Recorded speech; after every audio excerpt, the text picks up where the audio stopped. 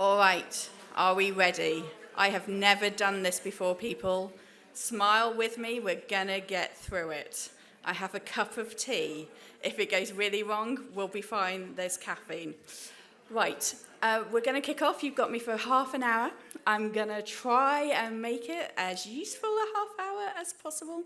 I'm Professor Elaine Clement-Green, and I'm gonna talk to you a little bit about the role of IPC in relation to the laboratory, and why you guys are amazing, and how you can possibly use the lab staff better in terms of supporting what you do in your everyday practice. I'm hoping it's going to be interactive. I'm hoping it's going to be interesting. If you guys all glare at me and say that you're not having fun, we'll go back to a didactic lecture. So, in infection control, we have this amazing privilege of being one of the few workforces that can actually impact across the analytical pathway. So you can impact on the pre-analytical, you are able to have conversations about what the analytical looks like in terms of working with the lab, and what kind of specimens should be taken. You can also have this really powerful ability to influence how those results get reported out, what happens with them, all of those things in order to really make an impact for change. That's a fairly unique position to be in, and I don't think it's one that we recognise enough in ourselves in order to really engage with maximising what we can achieve.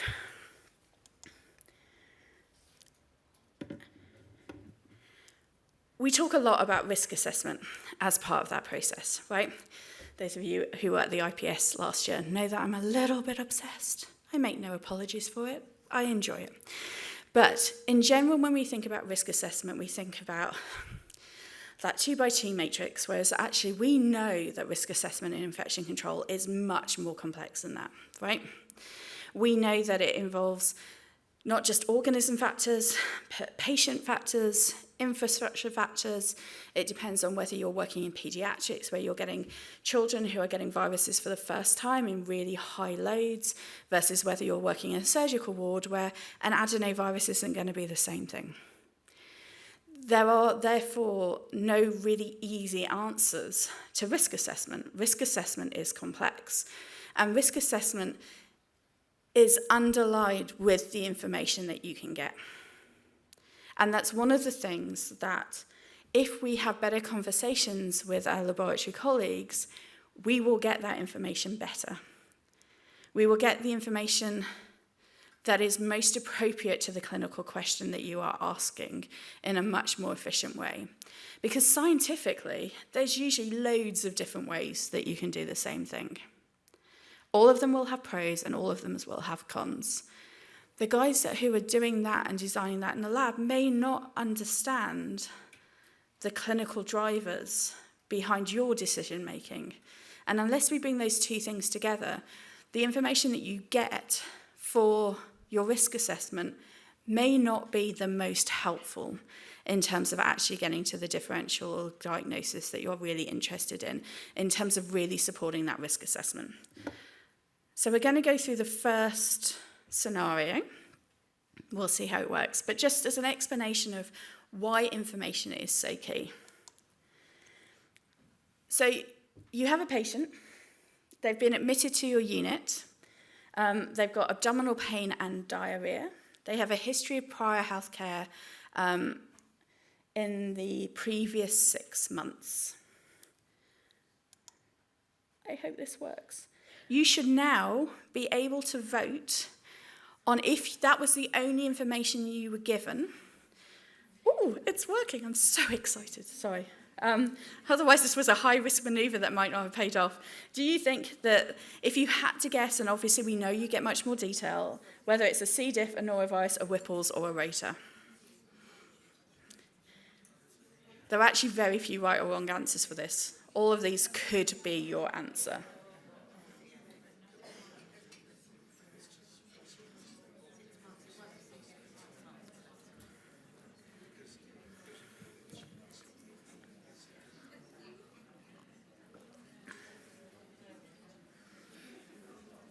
think C. diff is winning. By the way, my infection control team now here know how much I hate non-italicized organism names. I can't italicize in this, so don't take a photo of it and share it with me later at team meeting going, haha, you didn't manage it yourself. It's because I can't. So I think we are pretty much overwhelmingly thinking it's likely to be C. diff. Can I just give, high five to the people who put Whipples? I love Whipples. It's very niche. But the fact that 2 people chose it kind of makes me happy that actually I put it in there because it's an awesome organism. Bit more norovirus. Okay. So, you get your primary results back. The patient has had multiple antibiotic courses in the last 2 months, and the patient has a GDH positive quick check. I've deliberately put tech words down here. Feel free to not know what they mean. Because if any of you see lab reports the way I see lab reports, they're full of tech stuff that doesn't necessarily mean anything to the person on the other end. Would you like to vote again?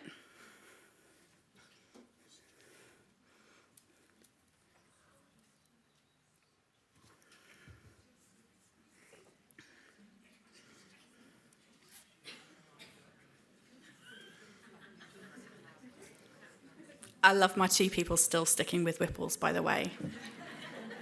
I'll buy you coffee later. Okay, so even our C. diff has gone up a bit. We've checked out the noro. If you then find out that your patient is a 6-month-old whose reason for prior admission is they have a history of NEC, and they have a viral PCR that's positive for rotavirus, does that change what you rated in terms of your C. diff? Yeah. So this is just an easy, silly one to show that if you don't have all of the information, and if you don't give the lab all of the information, then it could take you quite a while to get to this diagnosis, right? Versus if you had everything on day 1. And your risk assessment is going to be completely different for this patient versus your 62-year-old who's come in with possible Whipples. He could have been a farmer. It could have been true. Or C. diff. You're going to do something very different. So it's just worth bearing in mind. So that's kind of talking about the clinical scenario. We're going to talk a little bit also now about the pre-analytical phase and how staff behaviours can really impact on that diagnosis.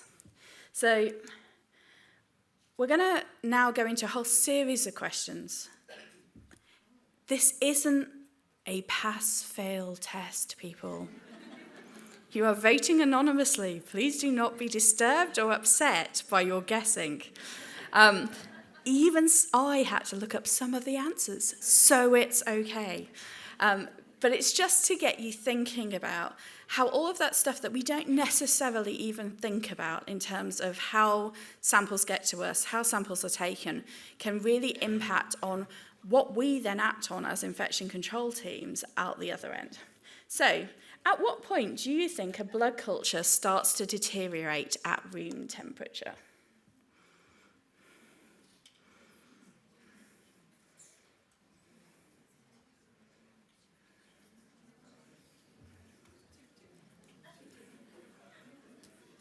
This is mostly a question to fulfill the fact that I found it in a really niche paper, and it's probably the only time I'm ever going to get to use it, but hopefully it might be interesting.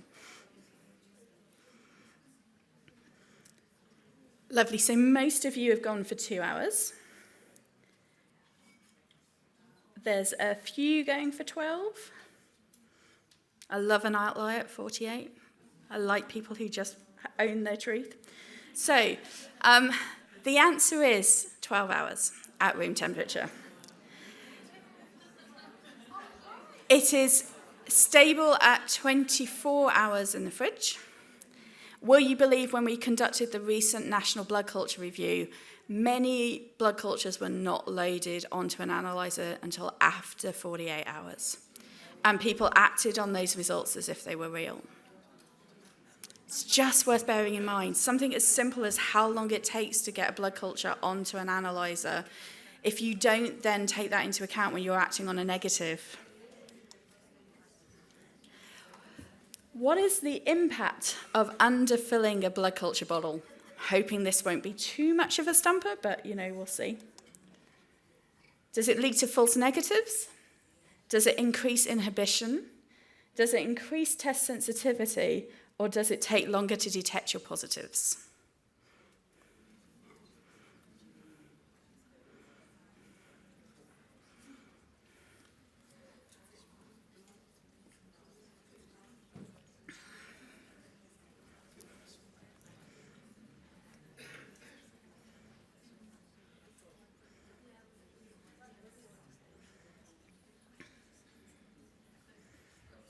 All right. So in some ways, apart from increasing test sensitivity, you could kind of argue quite a few of those are true. Obviously, the real truth is that it leads to false negatives.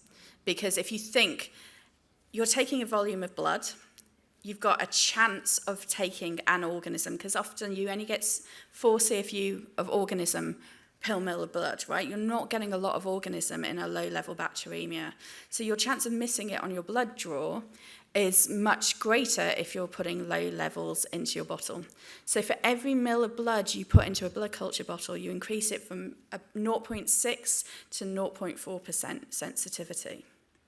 So if you go from filling with 3 mils to filling with 20 mils, that's a lot of increase in sensitivity in terms of impacting your test. How often do we really speak to the guys on the wards and actually work out how much we put into a blood culture bottle? How much, when we're interpreting it back, do we take that into account in that particular blood culture? In terms of actually our risk assessment about what we're finding is actually real or not. Is a negative a true negative? So now we're going to talk a little bit about screening.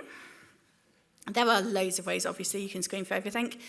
Sam, my PhD student in the room, and Helen, they know how much I love a swab. So you're going to get some swab questions now. Everyone has to have a hobby, and swabs are mine.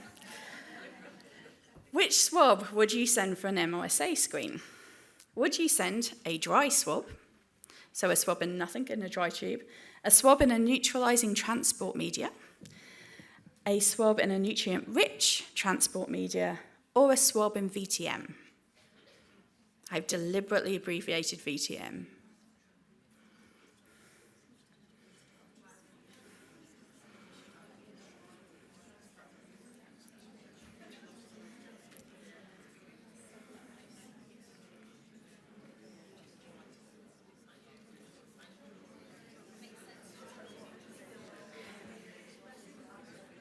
I kind of feel like 2 and 3 are racing. This is weirdly the most scientifically exciting thing I've done this week, so thank you. Swabs are exciting, you can tell. Oh, okay, we kind of stabilised. The swab in nutrient-rich transport media just about won. The question is, if you don't include a neutraliser in your transport swab, and you have a patient that's on antibiotics or on chemotherapy or other things, you're going to get continuous kill in your media. So if you want your swab to be an accurate reflection of the loading and not get false negatives, then you need to have a neutralizing agent in your media that you take a swab in. So lots of us use charcoal or something like that. If you use a nutrient-rich transport media, you will increase your chances of detection. But if you have something that's low level at the start, the chances are it will get killed off before you get there. The kill rate is likely to be greater than the growth rate. And if you are trying to use any form of quantification, so if you're looking at 1 plus 2 plus 3 plus to look at what your loading of MRSA is, the minute you put it in a nutrient-rich environment, your quantification is no longer valid. Because you've effectively put it in a culture plate, and so you're changing your growth rate. And so it's no longer then comparable to what your standards have been set on plates in the lab. If you don't ask the questions, you could act on a result not quite knowing the caveats, right? Both of these things will give you MRSA. if there's an MRSA to find, right? Both of them have slightly different pros and cons. And unless you know what that is and you've had that conversation in terms of setting up your test, you won't know. And so you won't know if you're missing some or whether you're acting on a quantification that isn't real. What would happen if you tried to use the same PCR, because it's the same swab, so let's say you've taken a throat swab for MRSA. If you tried to use the same throat swab for an EBV PCR, because it's been sent to virology because the patient's gone home and you've only got one swab, do you think your real-time PCR would be unaffected? Do you think your real-time PCR would be inhibited? Do you think it's suitable for PCR but not for viral culture? Or do you think it's suitable for traditional PCR but not real-time PCR? This is a super techie question, and I'm sorry but not sorry. It's the privilege of being able to set them, right?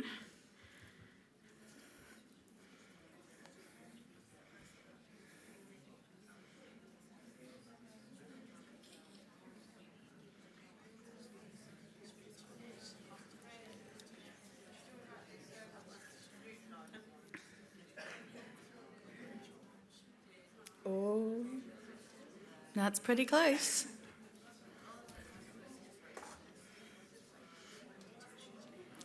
Coming up from behind, people.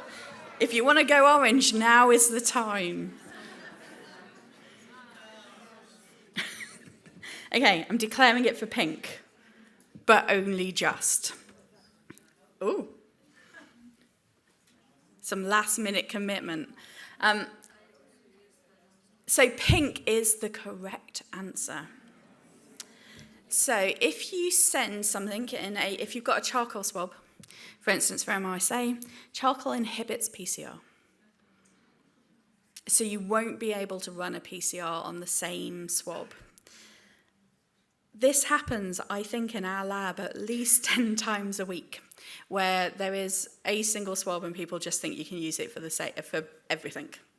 And then people get very upset, especially in pediatrics, where often people do not like having throat swabs taken and they bite. So asking them to go back in and do it again is often not a popular move, people.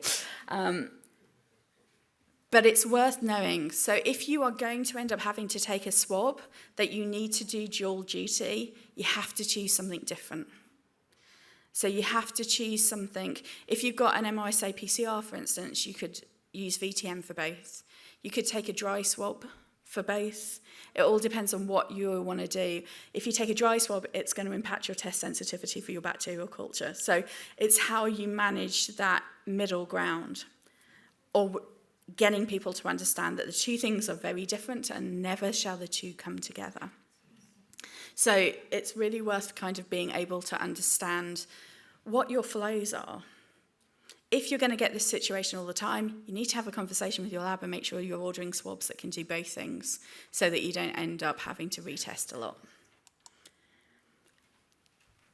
I kind of hope that we've got this one down, but we'll see. Post-COVID, I feel like all of us have been called so many thousands of times chasing results that we probably know it. But how long does it actually take for a real-time PCR to be physically processed and run, and you're absolutely entitled to turn around and go, it all depends on the platform, Elaine. But we're going to ignore that for now because I can't have that many slides. So, up to 60 minutes, 60 to 120 minutes, 60 to 240 minutes, or greater than 300 minutes.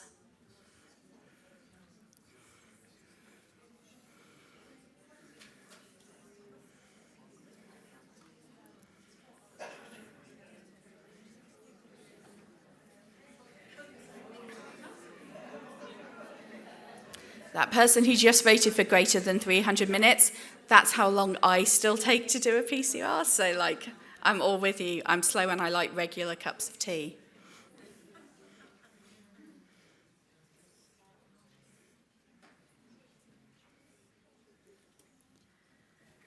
Okay, so pink just about wins it. Even your most rapid PCR test, point of care test, a true PCR test, will take you 60 to 120 minutes by the time that you prepped your specimen. If you are doing a proper PCR panel, where you're taking it, you're putting it through an automated extraction where you get multiple targets, and it isn't point of care test, actually most of them will take you 60 to 240 minutes. It takes about an hour on an automated extraction platform to run. It takes about another half an hour to set up the plates, and then it will take you at least an hour on a rapid real-time platform. In the old days, all of our runs used to take 2 hours, 40 minutes. Now we get them down to 45 minutes based on chemistry, but it all depends on the platform. Greater than 300 minutes is how long a traditional PCR takes to run. So most traditional PCRs will run on a hot block. You'll then have to run a gel. You'll have to do all of the extraction manually. It takes a lot longer. But you don't get to listen to as many tunes whilst doing real-time PCR. And therefore, I quite like a bit of old-style PCR, Sanger sequencing, where I get to put the radio on and enjoy it. They don't let me in the lab anymore, though, so... Last time I tried to go in, they took away my white coat and were like, go and answer emails instead, thanks. Right, how long does it take for bacteria to become visible on an agar plate? 4 hours, 24 hours, 48 hours, or 6 weeks?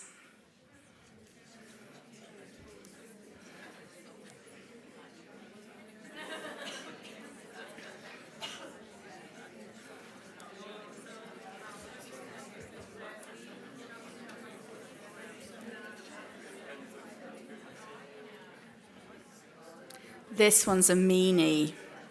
I hold my hands up.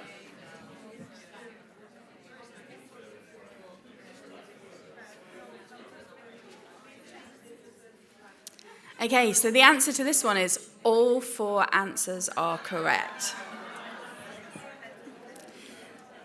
So, if you are doing a rapid mouldy from something like a blood culture, where you absolutely need the result ASAP in order to guide your antimicrobial stewardship, then you can do what we call a 4-hour culture, which means you'll barely be able to see it on a plate, but you'll get enough to scrape off in order to get an identification via MALDI TOF.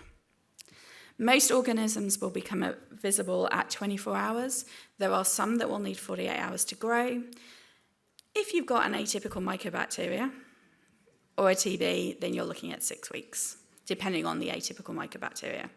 So it's one of those things that when we get the wards phone us up over and over again going, is it done yet? Is it done yet? Is it done yet? The answer could be yes. It's most likely no. But the answer could be yes. And I think wards find it really confusing about why some days they call you up and they chase, and you're like, yeah, I've got this. It's there. It's there in a minute.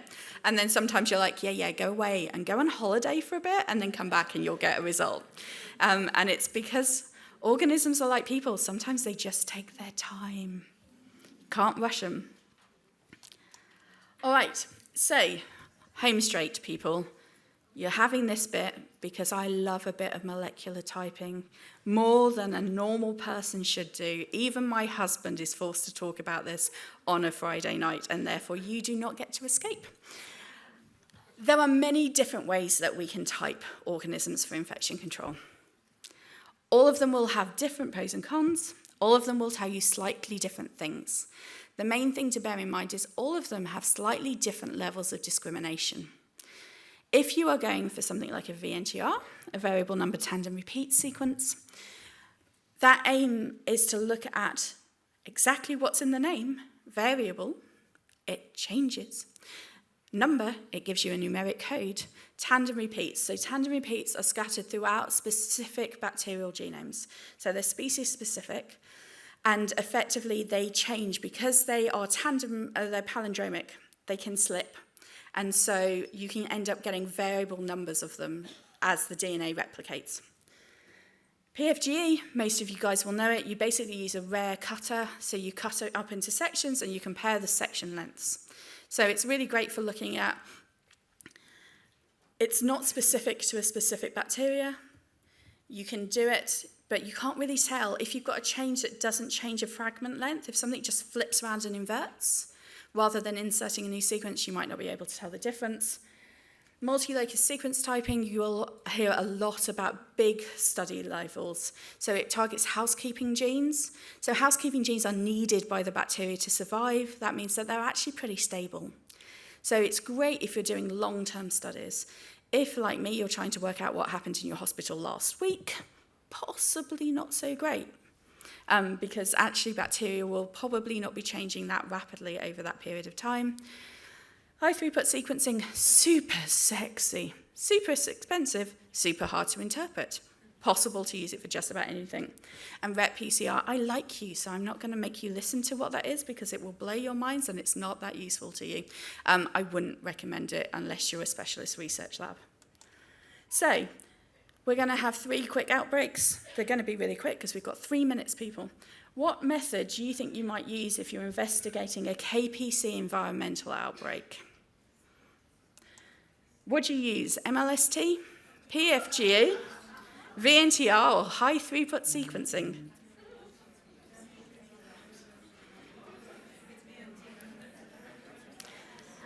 The hint may be to think what the UK HSA sends you their reports of. Just throwing it out there, if in doubt.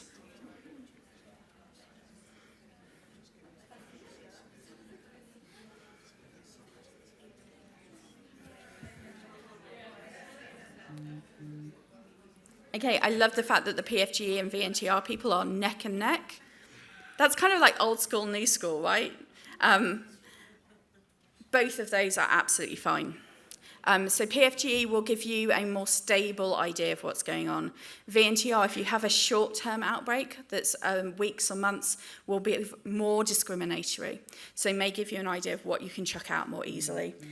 MLST people, if this was going on for 4 years, this is your choice. I'm hoping your outbreaks don't go on for 4 years because if you're like me, I can't deal with that level of stress or that many outbreak meetings.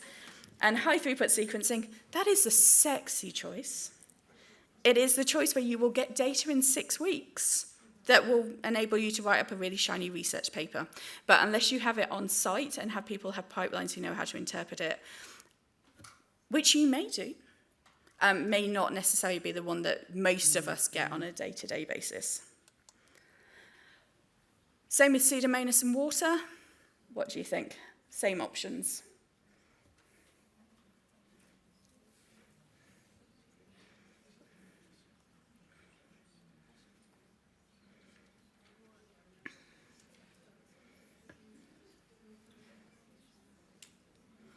I love my VNTR people. It's only because I spent so many years of my life creating them, and therefore I feel the fact that you guys even know what they are now kind of ratifies my position and the time I spent in that lab. So VNTR is what the UK HSA now use for Pseudomonas. It's worth noting, though, that there is no standard, no international standard for deciding which VNTR are more similar. So we tend to use plus or 1 change at a single loci as whether something is linked or not. That isn't an international standard. So the reason some people still do PFGE is because of the fact that there is an international standard for how you determine relatedness by PFGE. High-throughput sequencing, core versus accessory genomes, people. Pseudomonas is a nightmare to do this with. So you'll get a good core genome through most of your high-throughput sequencing. You can do it, but bioinformatically it's super hard because Pseudomonas have so much accessory genome, which is the genome that isn't central to all Pseudomonads, right? So you've got your core genome that all Pseudomonas aeruginosus have, and you've got your accessory genome, which is variable. Right, last one before they actually chuck me out and say I'm no longer welcome. What would you use for a VRE outbreak?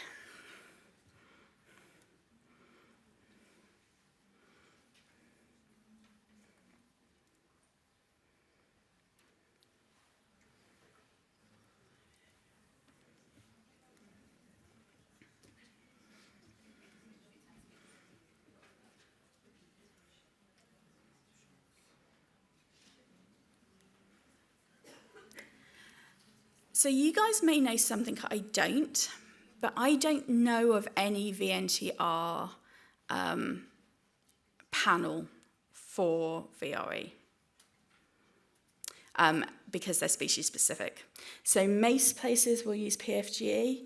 VRE is a lovely organism to do high throughput sequencing on because it's a gram-positive, it's super stable, and it's super nice to look for the resistance genes. So if you were going to do any of these by high throughput sequencing, VRE is the one for you. But if not, you'll be stuck doing PFGE like us normal people. All right. That's my time. I hope it's been useful and that it's got you thinking about the fact that you need to speak to your lab and your pathways in order to really understand what this means. I'm Elaine, this is my email address, and I write a blog called The Girly Microbiologist if any of you want to read it.